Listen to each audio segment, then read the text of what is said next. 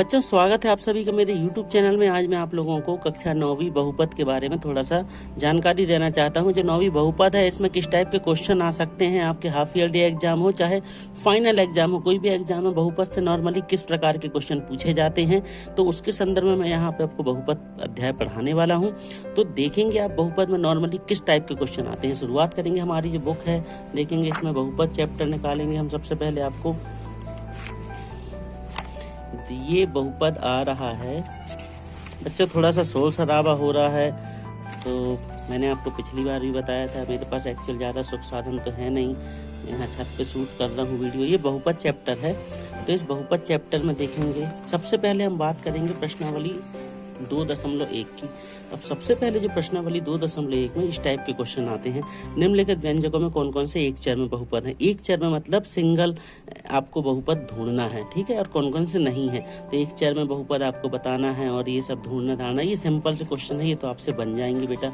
थोड़ी से मैं मेन क्वेश्चन की बात करूँ तो जैसे ये क्वेश्चन है, इसमें लिखा है एक्स स्क्वायर का गुणांक। तो बच्चों, एक्स स्क्वायर का गुणांक क्या होता है, तो ये देखें, जैसे एक्स स्क्वायर के साथ जो संख्या लिखी हुई है, जैसे इस क्वेश्चन में देखें आप, यहाँ लिखा हुआ है एक्स स्क्वायर, इसके साथ कुछ नहीं लिखा। जब कुछ नहीं लिखा बेटा तो एक माना जाएगा। यहाँ पे क्या मानेंगे हम, एक। तो एक्स स्क्वायर का गुणांक यहाँ पे कुछ नहीं है तो एक होगा। यहाँ पे देखिए एक्स स्क्वायर के साथ कुछ नहीं लिखा, तो यहाँ पे एक तो है मगर माइनस का निशान है, तो -1। तो इसमें आ जाएगा एक्स की स्क्वायर का जो गुणांक होगा वो होगा कितना, एक। यहाँ पे आ जाएगा -1। इसकी बात करें तो एक्स स्क्वायर के साथ जो चीज लिखी है, मतलब ये क्या लिखा है, π/2, तो ये π/2 हो जाएगा। यहाँ पे बोला जा रहा है एक्स स्क्वायर का गुणांक, तो यहाँ एक्स स्क्वायर है ही नहीं, तो केवल एक्स है, तो यहाँ पे इसका गुणांक क्या होगा, 0 हो जाएगा, ठीक है। फिर अब इसकी बात करें बहुपद की घात। तो बेटा जो बहुपद की घात वाला टॉपिक है, बहुपद की घात में किस टाइप के क्वेश्चन आ सकते हैं। मैंने फिर से कहा, यहाँ थोड़ा शोर शराबा हो रहा है, आप थोड़ा सा ध्यान अपना मेरी आवाज़ पे लगाइएगा तो आपको दिक्कत नहीं होगी। तो यहाँ पे बोल रहे हैं बहुपद की घात, तो जो सबसे बड़ी घात होती है वो पूरे बहुपद की घात होती है। तो यहाँ देखिए 5x के ऊपर आप देखना, घात देखना है आपको, मैं यहाँ क्वेश्चन के माध्यम से बताऊंगा। जैसे कि बहुपद की घात, ये देखेंगे आप, इसमें जैसे कोई भी सवाल लिखा हुआ है, x की घात 5 - 4x स्क्वायर प्लस x - 1। तो यहाँ पे आपको ये देखना है कि सबसे बड़ी घात कौन सी है। देखेंगे आप, तो सबसे बड़ी घात कौन सी है, तो यहाँ देखेंगे 5 की घात है, तो ये हो जाएगी हमारे बहुपद की घात हो जाएगी।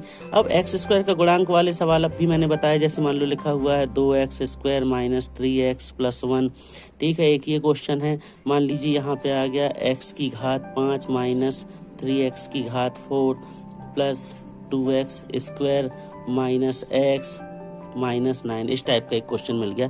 यहाँ पे देखेंगे इस क्वेश्चन में बोल रहे हैं एक्स स्क्वायर की गुणांक। तो एक्स स्क्वायर के साथ जो संख्या लिखी रहती है बेटा वो कहलाता गुणांक। एक्स स्क्वायर के साथ यहाँ क्या लिखा है, 2 लिखा है, ठीक है। यहाँ पे भी देखिए एक्स स्क्वायर के साथ क्या लिखा है, 2 लिखा। मैंने एक इक्वेशन बना के दिखाई, अभी आपको बुक से मैंने बताया था कि गुणांक वाले सवाल कैसे करना पड़ता है। गुणांक में आपको कुछ नहीं, ये देखना है कि इसमें एक्स स्क्वायर के साथ कौन सी संख्या लिखी है। अभी बहुपद की घात वाले सवाल, तो जो सबसे बड़ी घात होती है वो बहुपद की घात कहलाती है। जैसे इसमें 3 है सबसे बड़ी घात, यहाँ देखें सबसे बड़ी घात क्या है, 2 है। फिर इस क्वेश्चन में सबसे बड़ी घात क्या है, जब कोई घात नहीं है तो यहाँ पे कोई घात नहीं, तो 1 की घात मानी जाएगी। और यहाँ पे बहुपद है ही नहीं, तो यहाँ पे क्या है, बहुपद कहाँ से फाइंड करते हैं हम, x y z ये मिल जाए। अब इसमें x y z कुछ नहीं मिल रहा, तो इसमें हम क्या बोलेंगे बेटा, यहाँ पे 0 हो जाएगी बहुपद की घात, ठीक है।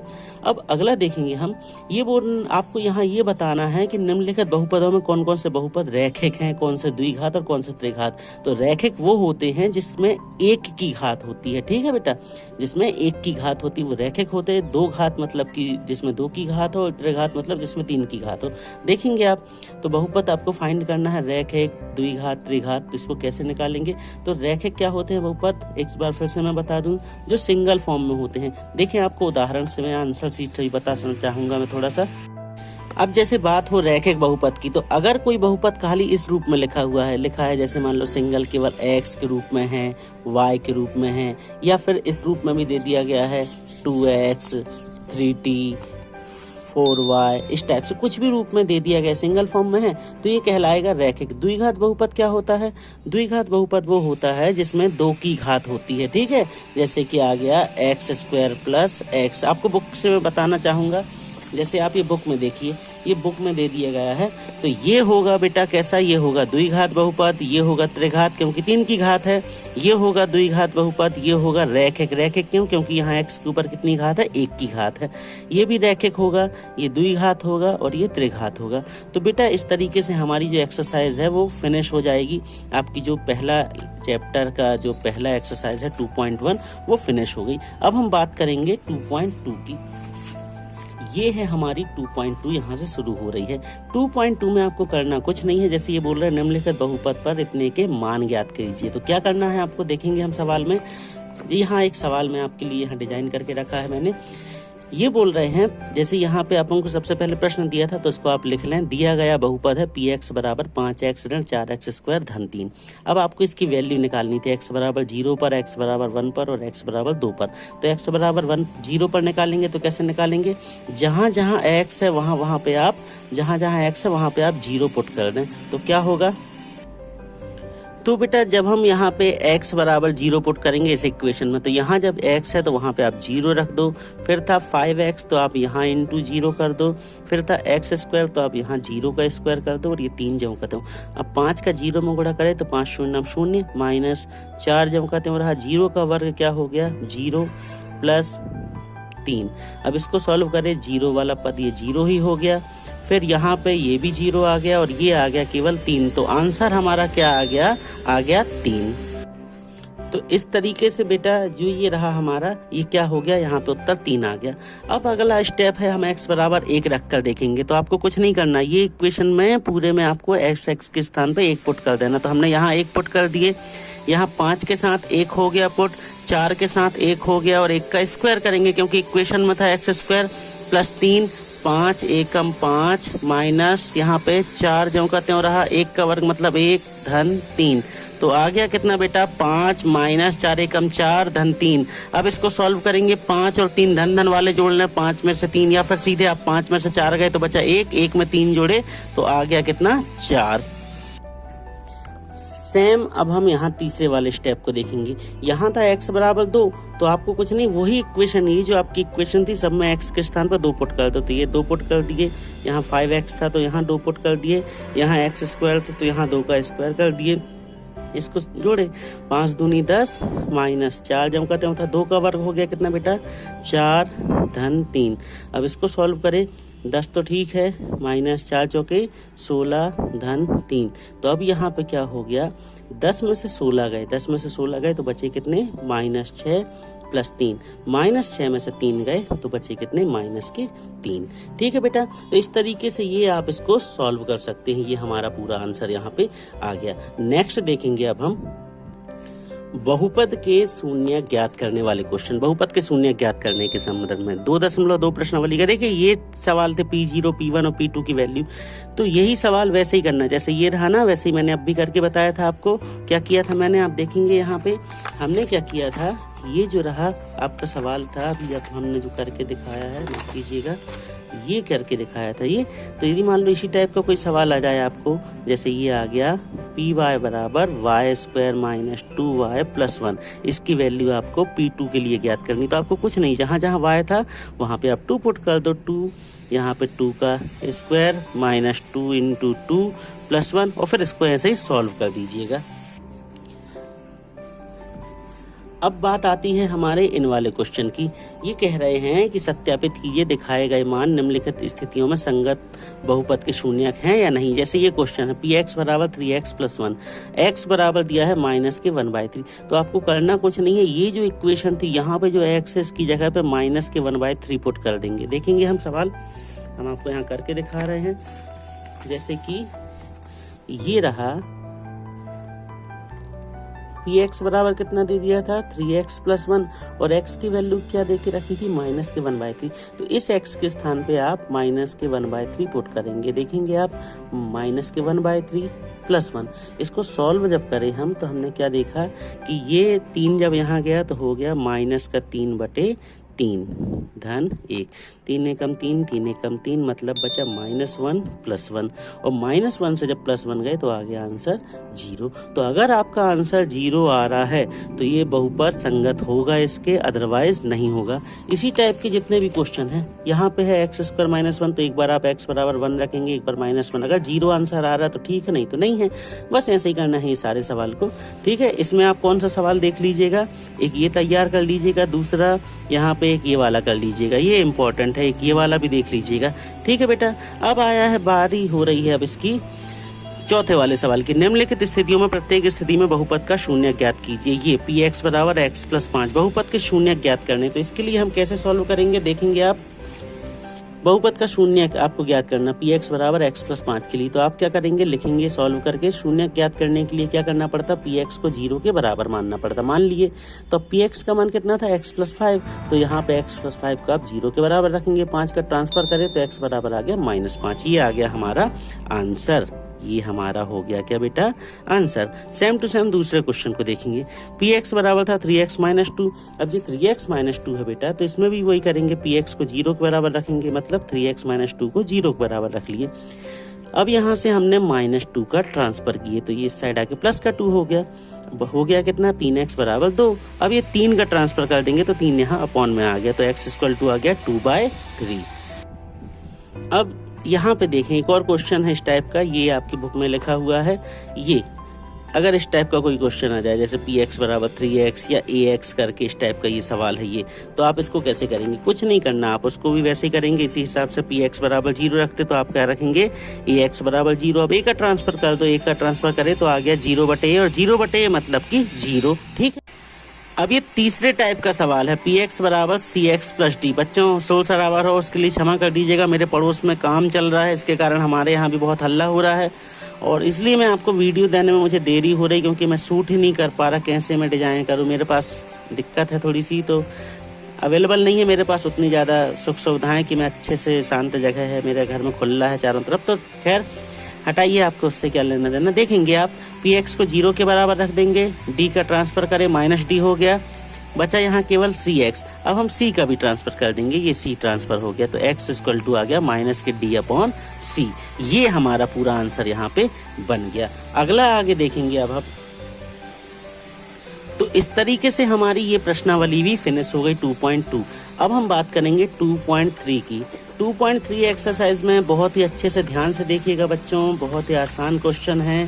2.3 में करना क्या है, यहाँ पे कुछ क्वेश्चन है इंपॉर्टेंट, मैं दे चुका हूँ हालांकि आपको पहले भी, मगर मैं फिर से यहाँ पे आपको चूंकि एक्सरसाइज सॉल्व करवा रहा हूँ तो इसलिए मैं आपको बताऊंगा कि कैसे करना है इन एक्सरसाइज को। तो ये 2.3 जब हम करने बैठे हैं तो इसमें जो पहला सवाल जैसे कि आपके सामने दिखाई दे रहा है, ध्यान से देखिएगा। पहले सवाल को लिखा हुआ है x⁻3, ये पहला सवाल। इसमें आपको क्या है, भाग देने पर भागफल तथा शेषफल आपको ज्ञात करके बतलाना है, ठीक है। तो आपको कैसा करना है, सबसे पहले ये जो इक्वेशन है इसको आप हम यहाँ पे लिख लेते हैं।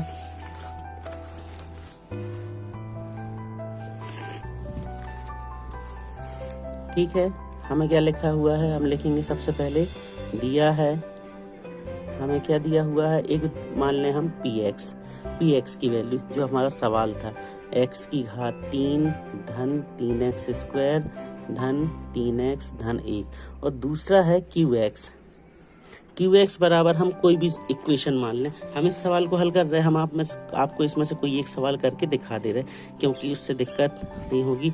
अब जैसे जो भी सवाल हो जो इम्पोर्टेंट है वो देख लेते हैं। जैसे कि पहला वाला आ जाता है नॉर्मली, x + π भी पूछ लेते हैं, ठीक है। हालांकि ये सबसे इम्पोर्टेंट है, ये सवाल जरूर कर लीजिएगा, वेरी IMP सवाल है बेटा, ये पूछ लेते हैं नॉर्मली। अगर आप चाहें तो इनके पैटर्न में ही ये सवाल भी है, ठीक है। तो हम आपको यही सवाल करके दिखा दे रहे हैं, ठीक है। दूसरा सवाल, क्योंकि आपका समय भी बच जाएगा, मेरा समय भी बच जाएगा, वीडियो लंबा भी नहीं होगा, तो इसको काट के हम वही सवाल डिजाइन कर लेते हैं। फिर से लिख ले रहा है इस पूरे को। अब देखिए px बराबर हो जाएगा x⁻3 - ax² धन 6x ऋण a, और qx बराबर हो जाएगा x - a। हम कौन सा सवाल कर रहे हैं बच्चों, ये वाला सवाल कर रहे हैं। बात क्या कही जा रही है इस सवाल में, वो ये बोल रहा है इस सवाल में कि इतने को इतने से भाग देने पर शेषफल ज्ञात कीजिए। तो आपको हम एक बात बताएं, शेषफल ज्ञात करने का बहुत अच्छा तरीका है। हम डायरेक्ट लिखेंगे कि शेषफल ज्ञात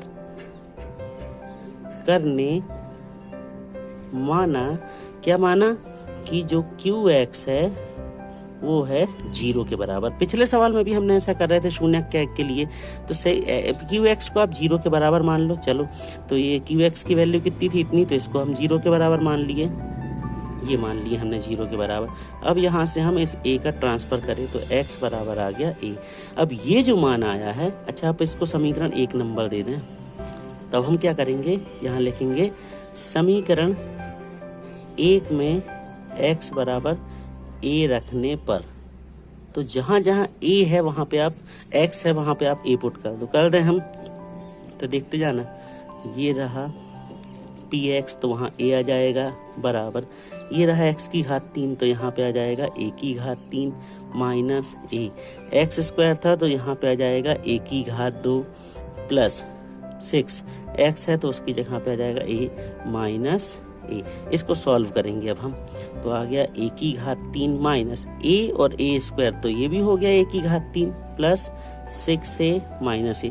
अब a की घात 3 प्लस की और a की घात 3 माइनस की कैंसिल हो गए, और 6 में से a के गया तो बचा कितना, 5a।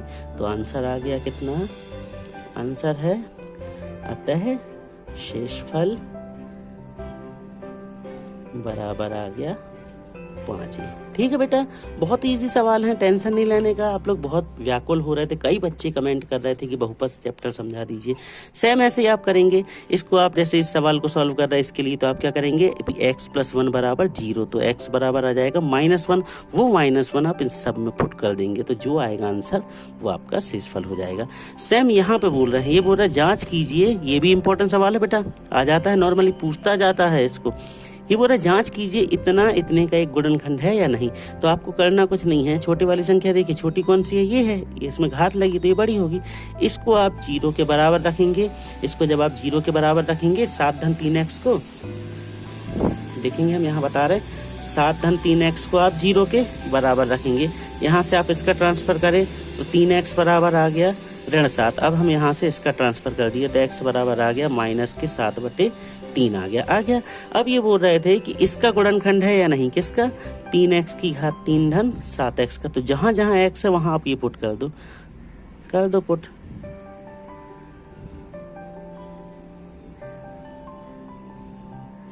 इसको सॉल्व करें तो देखिए ये 3 रहा, ध्यान दो, ऋण वाली संख्या पे 2 की घात, सॉरी यहाँ 3 की घात आएगी। इसको 3 की घात लगाएंगे, अल्लाह हो रहा है, माफ करना थोड़ा सा। देखो इसमें क्या करेंगे हम, 3 तो जम करते हैं, और रहा ऋण वाली संख्या के ऊपर अगर 3 की घात होती है तो वो ऋण में ही उत्तर रहता है। अब 7 सतई 49 सत्ते 343 बटे 3 तिर का 9 तिया 27। अब यहाँ धन और ऋण है तो ऋण आ जाएगा 7 सतैया 49 बटे 3। इसको सॉल्व करेंगे हम, 3 3 नाम 27, ये आ गया कितना, -3 43/9 -49/3। इसका एलसीएम ले लूँ कि आप सॉल्व कर दीजिएगा। अगर ये वैल्यू 0 आ गई तो गुणनखंड है, अदरवाइज नहीं है। तो बिल्कुल इजली है, आप कर लीजिएगा। बच्चों यहाँ काफ़ी शोर शराबा हो रहा है। मेरे हिसाब से इस वीडियो को मैं 2 पार्ट में ही बनाऊँ तो वो ज़्यादा बेटर है, क्योंकि यहाँ पे हल्ला ज़्यादा हो रहा है और अभी मैं ऐसे में आपको ये वीडियो बना के दे रहा हूँ तो आपका भी नुकसान है, समझ में नहीं आएगा। इसके बाद जो बच रहे हैं हमारे क्वेश्चन देखेंगे इनको, ये हैं हमारे क्वेश्चन आ रहे हैं। ये चैप्टर भी आपका फिनिश हो गया। अब इसके बाद आएगी, तो देखेंगे आप पहला सवाल है जो हमारा ये वाला सवाल 2.4 का। इसमें बोल रहे थे इतने का ये गुणनखंड है या नहीं। तो आपको इसको करना कैसे है, इसको आप px मान लेंगे और ये जो रहा इसको आप qx मान लेंगे और फिर हम सॉल्व करेंगे। देखें कैसे, तो हमने मान लिए दिया है px बराबर इतना इतना और qx बराबर इतना। अब माना कि qx बराबर क्या है 0 के, तब x + 1 भी 0 के बराबर होगा। तो हम यहाँ से 1 का ट्रांसफर करें तो ये आ गया -1, तो x बराबर आ गया -1। ये जो -1 आया बेटा, ये आपको इस समीकरण 1 में पुट कर देना है। समीकरण 1 में पुट करें आप, जब समीकरण 1 में पुट करें तो जहाँ जहाँ x था वहाँ वहाँ -1 पुट कर दिए। तो ये हो गया -1, ये -1 की घात 3 प्लस -1 का स्क्वायर, कहाँ से, यहाँ से हो रहा है, x की जगह -1 + 1। ऋण वाली संख्या के ऊपर जब भी 3 या 3 के पहाड़ा की घात होती है तो आंसर में माइनस ये आता है, तो ये आ गया माइनस का 1। ये ऋण वाली संख्या के ऊपर जब भी 2 या 2 के पहाड़ा की घात होती है, सम संख्या होती है, तो हमेशा प्लस में उत्तर आता है, तो ये प्लस का 1 हो गया। ये प्लस और माइनस हो गया माइनस, और ये प्लस का प्लस ही रहा। इसको सॉल्व करें तो -1 + 1 कैंसिल, -1 + 1 कैंसिल, आंसर आ गया हमारा कितना 0। अच्छा कितना आ गया 0। अगर 0 आ रहा है तो ये बात कंफर्म है कि ये जो है इसका गुणनखंड है, और अगर नहीं आ रहा है तो गुणनखंड नहीं है। तो आपको इन सवालों में बस यही करना है, यही ढूंढना है। अगर आप क्या करोगे, इसको 0 के बराबर रखोगे और जितना वैल्यू आएगी उसको इन सब में x की जगह पे पुट करते जाओगे। अगर आंसर 0 आ गया तो गुणनखंड है, अदरवाइज नहीं है। तो यहाँ पे आप ये सवाल कर लीजिएगा, ठीक है। अब सेम टू सेम यहाँ पे भी वही इक्वेशन आ गई, px और gx मान लिए, जैसे अब भी हम कर रहे थे। हमने यहाँ qx की जगह हमने यहाँ gx माना था, आप qx माना था, आप gx मान रहे तो आप भी gx मान लीजिएगा।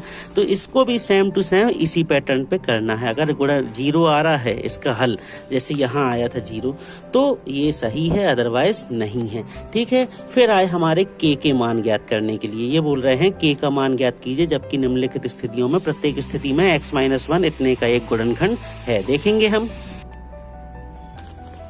देखिए अब आप इसके सवाल को देखिए। ये बोल रहे हैं k का मान ज्ञात कीजिए जबकि निम्नलिखित स्थितियों में प्रत्येक स्थिति में x-1 px का एक गुणनखंड है। इसको कैसे करना है, तो इस सवाल को आप देखेंगे। हम पहला सवाल आपको करके दिखा रहे हैं, इंपॉर्टेंट है, देख भी लीजिएगा। दिया है, क्या दिया है कि px बराबर इतना इतना, px बराबर कितना इतना दे दिया गया है। बच्चों ध्यान से देखिएगा, px बराबर इतना। अब ये बोल रहे हैं चूंकि x-1 px का एक गुणनखंड है। पिछले सवाल में आप देखो, अब भी हमने गुणनखंड प्रूफ किए थे, तो इसमें क्या कर रहे थे, 0 के बराबर रख रहे थे। अब यहाँ ऑलरेडी दे दिया कि गुणनखंड है, और जब गुणनखंड है तो p1 का मान 0 होगा, डेफिनेटली 0 होगा। देखो यहाँ पे हुआ था p-1 का मान 0, ठीक है। क्यों हुआ था, क्योंकि यहाँ x + 1 था और इस सवाल में x-1 है, तो 1 आ जाएगा। वेल p1 बराबर आ गया 0। अब जब p1 बराबर 0 आ गया तो आपको क्या करना है, यहाँ जहाँ जहाँ x है वहाँ पे सब में आपको 1 पुट कर देना। तो ये 1 कर दिए। यहाँ पे x² था तो यहाँ हो जाएगा 1 का स्क्वायर, यहाँ x था तो हो गया 1। इसको आगे सॉल्व करेंगे। अब p1 का मान कितना है 0, 1² मतलब 1 प्लस 1 मतलब 1 ही रहा, प्लस k, 1 और 1 हो गया कितना 2 प्लस k।